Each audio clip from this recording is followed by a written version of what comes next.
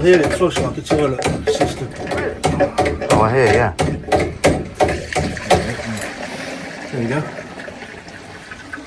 And then I'll just put it in. Put it like that. Takes two. Look at you. You haven't even broken sweat. I ain't done the oil yet. Hey? I've not done the oil Yeah. What are you about to do? Well, basically, what we have to do here, Melton, is pre-lube the engine. So you've got a dry sump system on these engines. So the lube oil for the engine is in that tank by your feet there. Okay. And what we have to do when the engine's cold is basically pre-lube the engine. So we've got to pump the oil from that tank basically around the engine to make sure there's plenty of oil, all your bearings are lubricated before you start it, basically. And we do that by this little handle here, which, as you've just heard Nigel say, you need about 80 pumps on this to get it up to, and we're looking for 10 psi. Right. The oil pressure gauge is around the other side, actually, under the cab door. So I'm going to start doing it now. Is this the case for all diesel engines, or is this unique to a Deltic? This particular system is unique to a Deltic, but for example, my other Passion Class 50s, they also have a manual lube oil pump on them only. Yeah. A lot of other locos, like the Class 46 you filmed me on a few weeks ago, have an electric pump, which I have to say is far better. So you earn your shredded wheat doing this, I have to say. Yeah, certainly. It looks like hard work. I say that as I just hold my camera lightly. You just hold the camera, Martin. Yeah, I will. You carry on pumping us. Right. Oh, wow. So this then, if there's both engines running, you would have to do this twice. You have to do this twice, yeah. You do. Wow, okay. Yeah. You can see why you need a team of people on a Deltic and on a lot of diesel locomotive. Well, and the other thing, of course, to remember is that in preservation, the locos are used infrequently. When they were in service on a regular basis, the engine's warm and it's properly lubricated all the time. So, So once you've had the engine running, you don't need to do this procedure. When it's warm and it's in use. So is that getting tougher to handle now, or is right? I've got it. Well, I was just wondering whether you were running out of energy. No, the pressure is starting to build up. Yes. Okay. So Nigel, what are you doing now? Just stripping the fuel racks out, and then I'm going to prime the fuel, and then I'm going to roll the engine over with the fuel racks tripped so it won't start. And then the next stage is put the fuel racks back in on the trip, and then we press the button. I'll tell you what, my late father just didn't understand diesels. He used to think you get in, turn the key and off you go, you've like a car. You've got to know where to hit them with a big stick. Yeah. I can't anymore. There you go, let's trip that rack. Right. Okay. Tell us what you're doing. I'm going to prime the fuel. So we've got a pump here. Okay. Electric pump, and it's about a minute.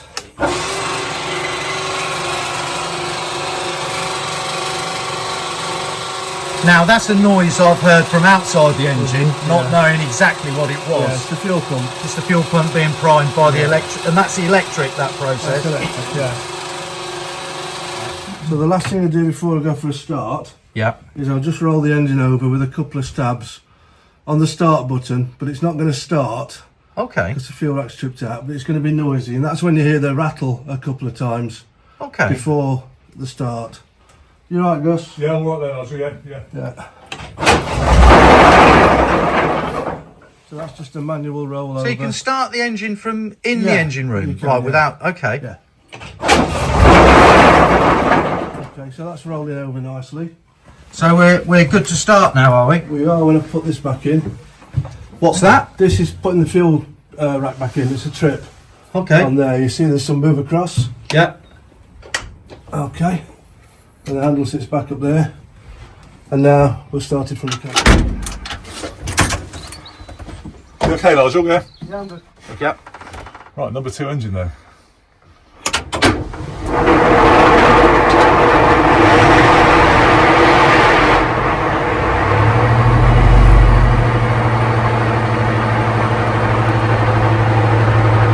Notice you leave the pressed in. Yeah, for about 3 seconds, yeah.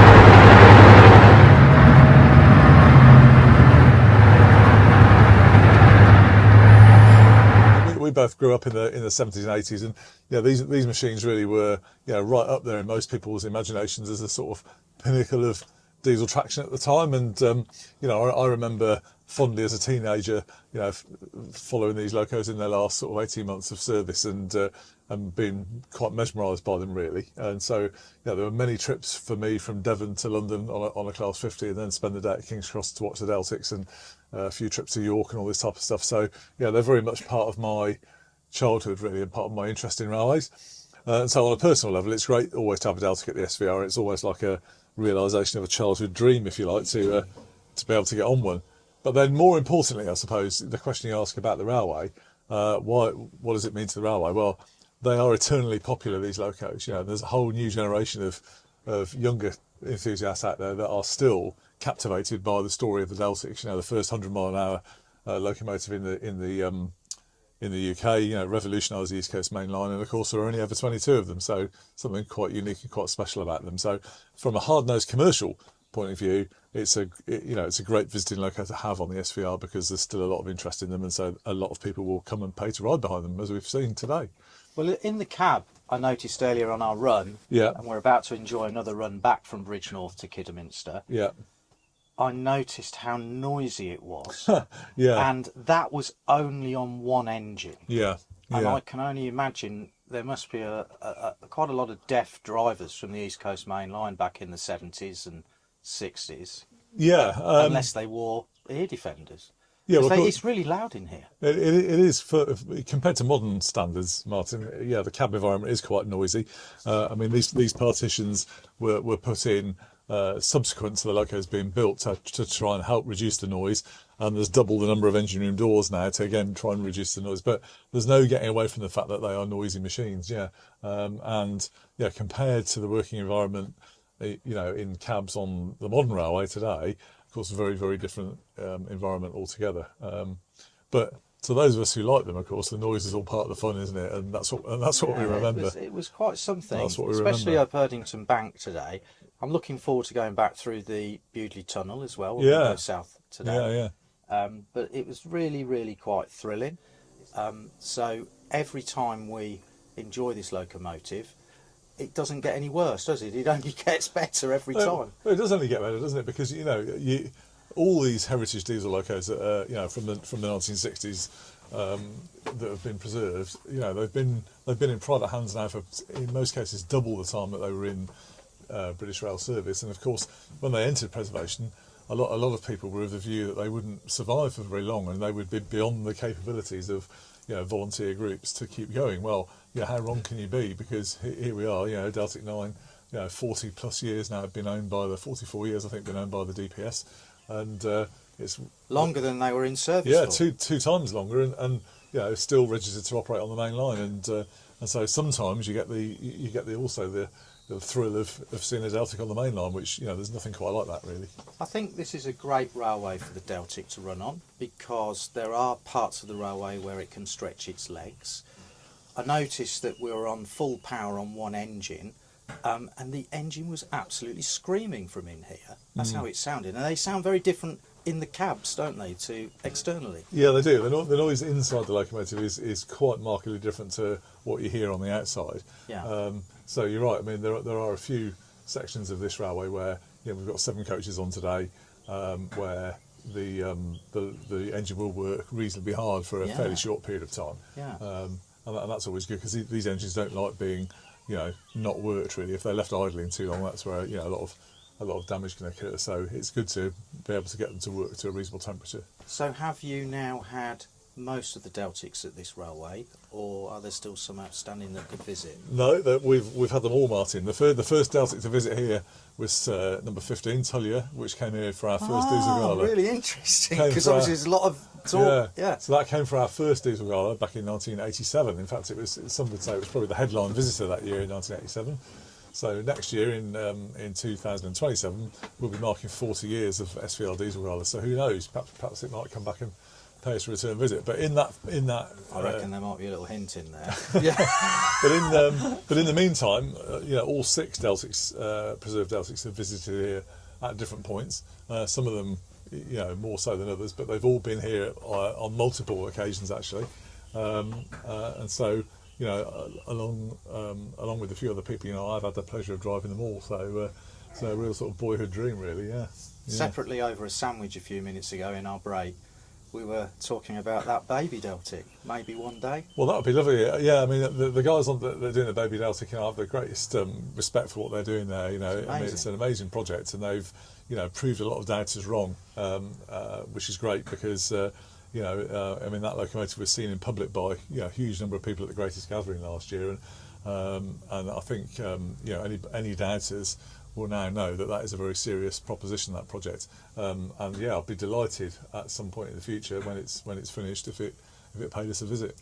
On a personal note, and from people that watch my films, I'm sure they'll be really pleasantly surprised that 50s are your thing. Yeah, they are. But you actually really like Deltics as well. Yeah, I do, because, you know, I grew up in that era, but like I say, the Deltics were finishing when I was in my early teens, so I'd pocket money by that point in time and some savings, and you know, I went on a few of the last Deltic rail tours, and yeah, the highlight for me in that summer in 1981 was to travel up to London from Devon on a 50 and spend the whole day at King's Cross watching Deltic. So next week, what are you looking forward to most? Well, that's a really interesting question, Martin, because the diesel galas for me are all about something for everybody, really. You know, what we try and do with our diesel galas is make sure we have as wide a range of attraction as we possibly can, you know, assemble, both from the heritage stable and from the mainline rail freight companies, and try and put on the biggest spread of locos that we can to appeal to the broadest range of visitors. And we've been doing that sort of format now for just over 10 years, and it's been pretty successful. So we've got all these diesels as well, yeah, that predate a lot of people that will be at the gala. There's yes. a lot of young people coming to galas now. Yes. And I think maybe people are enjoying galas because they can breathe the fresh air and stick their head out the window to a degree, as long as it's safe. Yeah. And I would think next week you will have lots of under 25s enjoying things like Hymex, Deltics, all those sort of things. It's great to see, isn't it? It is, yeah. I mean, there is a younger generation very much interested in railways. We see them at steam and diesel galas, so it's good for the whole sort of plethora of what heritage railways do. But it's good for the interest in railways in general, you know. So it's good to see so many younger people following this passion that we've all had, because really, you know, those of us who remember diesel locos of the 1960s, 70s and 80s, you know, we need that younger generation to come on to keep them going. We also said that back in those days we didn't get to enjoy them as close up as we do now on the preserved railways like yours. That's right, yeah. So thank you. No, you're welcome. Because without people like you and many thousands in the preserved world, we wouldn't be able to enjoy these things. No, but it's a pleasure, Martin, really, you know. Thank you very much.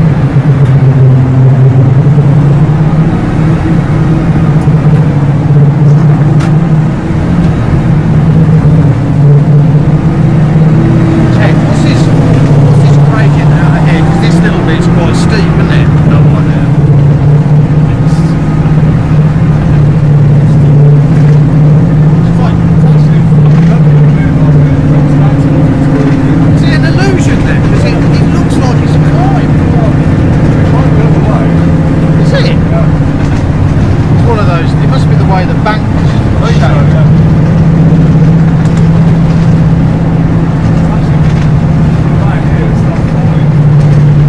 To the bridge. Line, yeah. Sorry, bridge, yeah.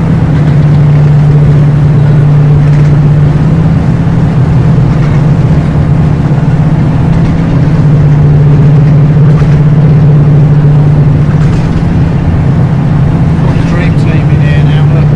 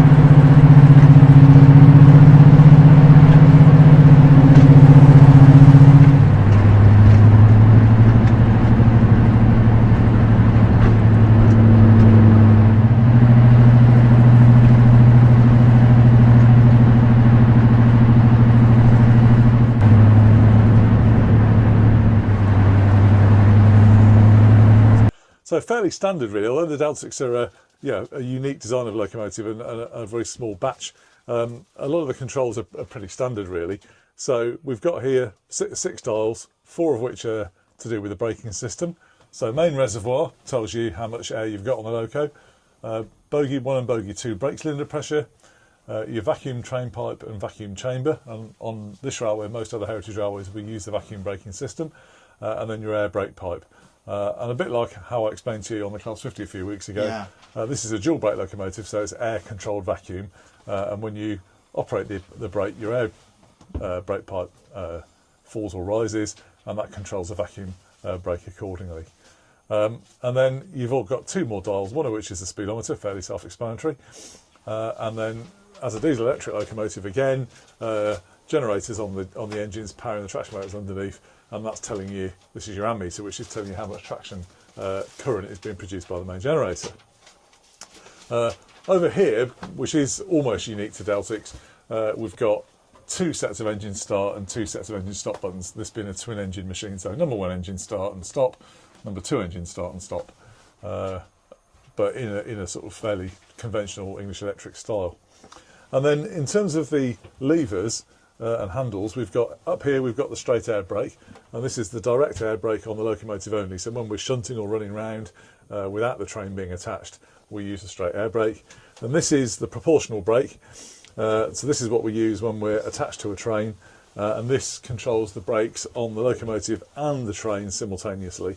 So whilst we've been operating today, Martin, that's what you've been seeing us use. And then finally, we come to your main switch, selector switch. This is in off now, but it's reverse, engine only and forward. And then this is your power handle, which again is in the off position now. Notches into notch 1, and then between notch 1 and full power, it's notchless, but it works on the same principle. It opens a regulating air valve which controls the governor and opens the fuel rack on the engine. You've answered my next question for me, Gus. Oh, what's that then, Martin? Well, about notches. And well, I knew it was coming today, didn't you? I knew it was coming, yeah. It's been a fantastic day. So, but all the other stuff then, is this to do with mainline running? Yeah, mainly, yeah. So tell me what's what, do you know? So yeah, this is a mainline registered loco, Martin, that's a good question. So here you've got your AWS, automatic warning system. This has been fitted to the loco for many, many years. Automatic warning system present on the railway really from the steam era. So this gives a visible warning indication to the driver of the signals that he's sighting. So if it's black and yellow like that, that's telling him that the signal that he's approaching is at cautionary aspect, and you'd have to then acknowledge a warning horn on that button. Okay. And if you didn't acknowledge the warning horn, then the brakes would apply on the train. That, as I say, has been on this loco for Do you think that's the original one that was fitted, or is it being refitted? Probably not, no. But the system hasn't changed over years. But of course, in later times, to run on the main line, you have to add a few other things. So above the AWS, we have the train protection and warning system, TPWS. That became mandatory in 2003 or 2004, if I remember rightly. Right. And that is an additional safety feature over and above the AWS, and that works by a receiver underneath the loco, which passes over grids on the track. And if you pass over a particular section at a higher speed than you should do, then it will intervene, and again it will apply the brakes on the train. Above that, we have a redundant feature now. Actually, this is what was known as the National Radio Network, NRN. Right. This was the first version of ship-to-shore radio introduced on the National Rail Network, and that was in use, I think, from memory until about 2007. Okay. That's completely redundant now, but it was replaced by this item here, which is GSMR, which is the current cab radio system used on Network Rail. So this is effectively like a mobile phone network exclusively for the railway system, and allows you to call the signaller directly. There is an emergency call feature on there, and if this was operational, we'd set this up by inputting a code for the particular train to work in. This one though has a speaker on it. Does that mean somebody can talk to you? Yes, you were able with the old NRN system to hear a broadcast message from Network Rail Control. This one also has a speaker on it, which is attached here for the same purpose. Right. This system, the more modern system, GSMR, has much more functionality built into it. and is a much clearer system.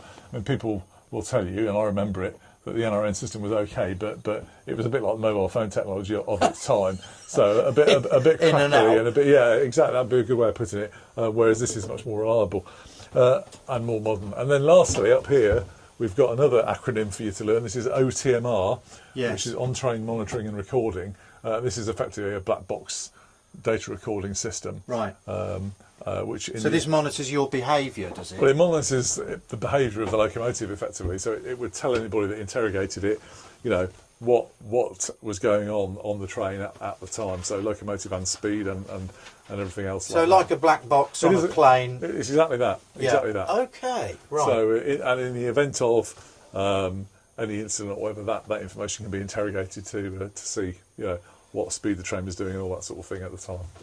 I sensed you like driving this today. Yeah, I do. Well, they're a pleasure to drive. I mean, they've got a bit of a reputation, Martin, for being difficult to drive. I don't think that's the case. But like a lot of, old classic vehicles, you have to drive with some understanding of how it works, how the machine works. You can't just do it in a binary way, So they are a little bit of a handful getting going. They come on with the power quite quickly, which can be a little bit disconcerting. But once you get the feel of that, they are actually a pleasure to drive. The Westinghouse brake system they have is very similar to other English electric locos like Class 37s, 40s and 50s. Yeah. So the braking system is not unique, but the power system and the way the load regulator works is a little bit. So when you pull the handle back, it feels a little bit urgent compared to. It can. Yeah, you get nothing to start with, and then all of a sudden you get quite a high amount of power. But the temptation then, when you see the ammeter rise, is to shut the power off. Right. But you shouldn't do that actually with the Deltic. You should just let it come up and stabilise, and then it'll accelerate quite nicely. I've got to ask you a question, Gus. Where do you learn all this? Because you very much are a 50 man. Yeah. But how did you learn everything that you've learned about driving a Deltic, knowing how it all works? Who's taught you this? Well, I was very fortunate, Martin, in my career. I've never been a driver by profession, but I've worked in railway operations all my life. So I've worked with a lot of drivers over the years, and I've been, fortunate to, under supervision drive trains back many years ago in my career. But also, I've been actively a volunteer here on the SVR since 1992, so quite a long time. So just by being shown? Just by being shown, basically. And we have got some really experienced drivers here and some really experienced trainers. Now, you've met Bob Dunn, who's our sort of head of diesel train crew. Bob is one of the most gifted instructors, I think, to be honest with you. And if you listen intently to the information that he will impart about all the different types of traction, then you can learn them. So, I learned Class 50s very early on, and then I did 37s and a few other things. But in recent years, I've learnt all manner of different locos, 40s, 46s, 57s, 58s, would you believe? All sorts of stuff, and they're all unique, and they all need to be learned individually. But if you we have got, like I say, a lot of really great experienced people on this railway. How many at the railway, if you don't mind me asking, with the gala next week? Yeah. How many sort of designated Deltic signed drivers have you got? Well, we've got about 6 drivers, I think, off the top of my head here at the moment that are currently assessed as being competent on these. When number 9 came back here a few weeks ago, Bob actually went up to Barrow Hill a few weeks before that and did a refresher on the Deltics to make sure that we could then refresh ourselves and I saw that. So that was really helpful. And we've been doing a few test runs for the DPS over the last few weeks to get some hours on the engine, as you know. So we've all refreshed ourselves, in the last few weeks. So it's good to go for next week then. So it's all good to go for this coming weekend. And all the other diesels you got coming and residents as well. Which there are plenty. Yeah. So it's all going to be happening this week.